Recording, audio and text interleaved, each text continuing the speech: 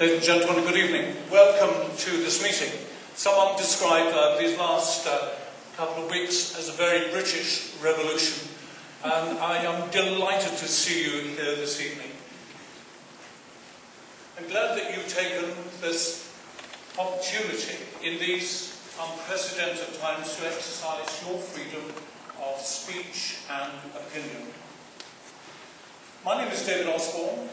I'm going to be chairing this evening. I was, up until 2 years ago, the rector of Bracknell, and it hasn't changed a bit. I'd like to thank the Kerry Centre for their hosting and their very efficient organisation of tonight. What I'm going to do in a moment is to invite your MP, Andrew Mackay, to make a brief presentation concerning his own personal circumstances and the current situation, possibly in the Houses of Parliament. Then I would invite you either to make your views known or ask questions of Andrew Mackay. I'd like you to indicate that you wish to speak, and once acknowledged, to use one of the microphones.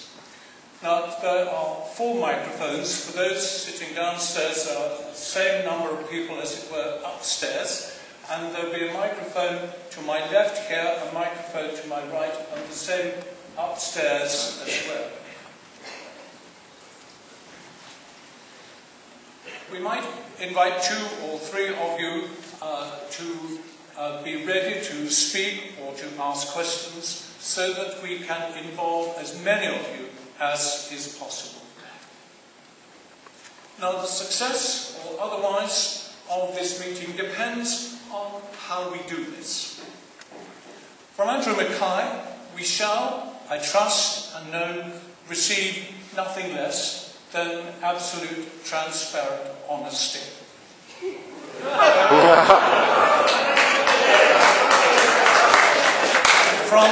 From yourselves, I would hope that the qualities of fair-mindedness and perhaps even graciousness will be evident. There will be an opportunity for you to make your views known.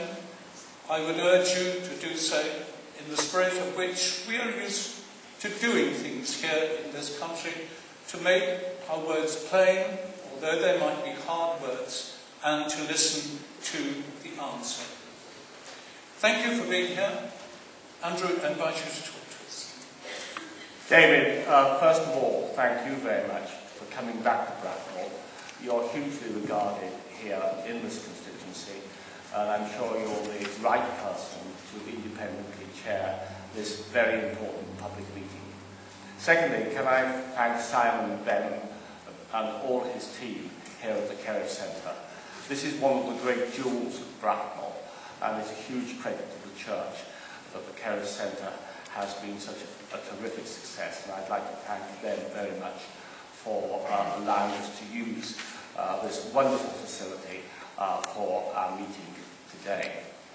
Now, the moment that I resigned as David Cameron's senior advisor, Thursday of last week, I said that I intended to hold a public meeting in my constituency, as I believed that I owed you nothing less.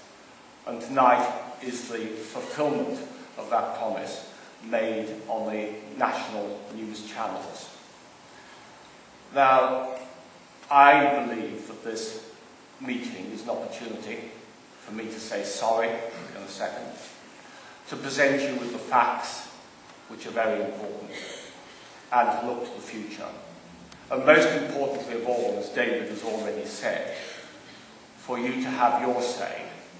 And where there is a question, I will do my very best to answer that question. I want to start with my profound apologies for dragging our Bracknell constituency into the furore of MPs' expenses.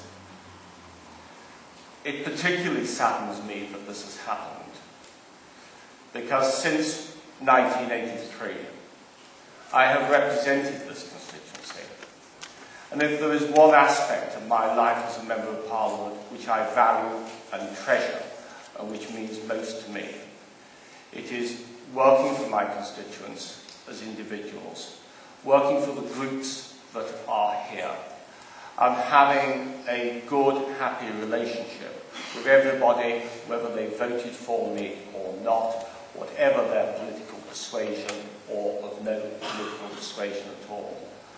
And that is why I want to apologise to you all personally, as I've already done in the local newspapers. I now want to turn to the facts. As David's senior advisor, I was very closely involved with what I believe was his excellent policy to take a tough line on MPs and expenses and drive forward change and reform, which is long overdue to this archaic system which has singularly failed. And he gained huge respect and admiration last week for his tough stance, up and down the land. And one of the things that we insisted upon was that every Conservative MP submit their last 4 years claims and receipts for expenses and allowances from the Fees Office for an internal examination in the Leader's Office. And I very deliberately felt in my position, along with members of the Shadow Cabinet, should lead by example and do that first.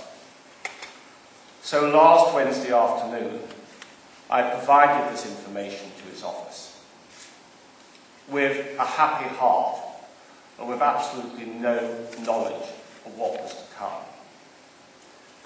By 10 o'clock that evening, I was rung by the senior examiner who said, "Andrew, your expenses are fine, as you would expect, but we're not comfortable with your arrangement for your second home allowance, but it actually fits David's criteria of reasonableness." I looked at that.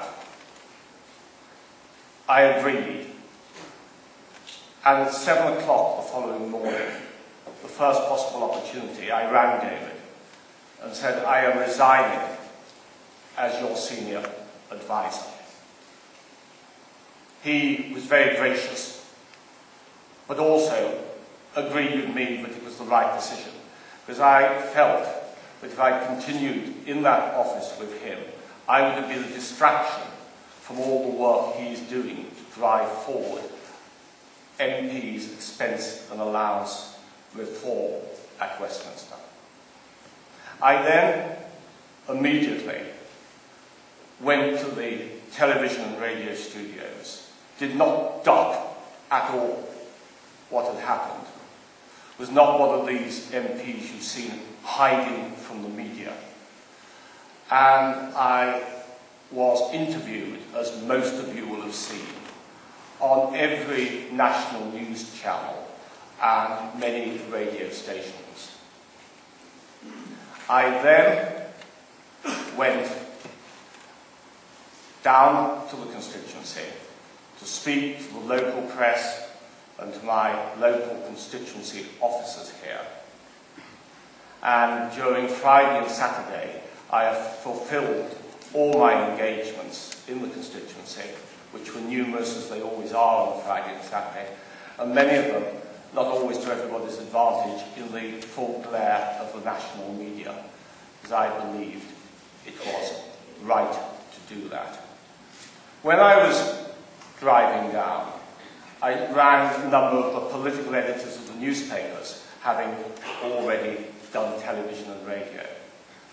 And it was quite clear when I spoke to Andy Porter, the political editor of the Daily Telegraph, that they had looked at mine and Julie's expenses and were not going to cover us, and felt, as